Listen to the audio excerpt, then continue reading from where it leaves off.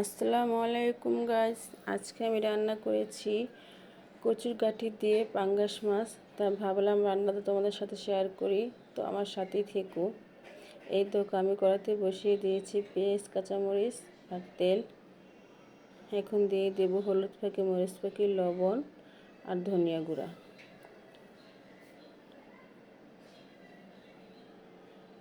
এখন দিব আদা বাটা, দেব সামান্য পানি। তারপর মশলাটাকে ভালো করে নেড়ে নেব। তোমরা একবার হলো বাসায় এই রেসিপিটা ট্রাই করবে, খেতে অনেক মজা বন্ধুরা। এখন ভালো করে নেড়ে নেব।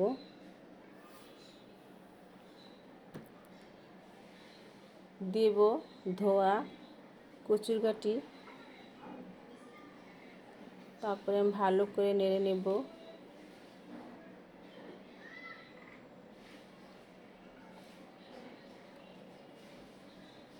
ঢেকে দেব কিছুক্ষণের মতো।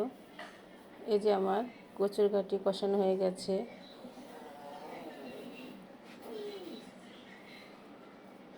এখন দিয়ে দেব সামান্য পানি।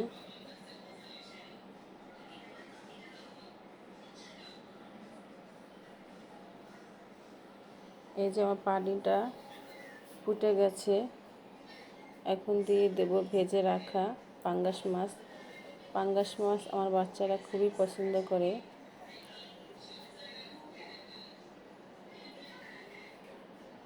ভিডিওটা ভালো লাগলে সাবস্ক্রাইব করে দিও।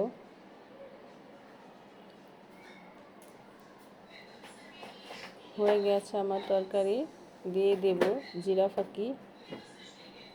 আল্লাহ হাফেজ।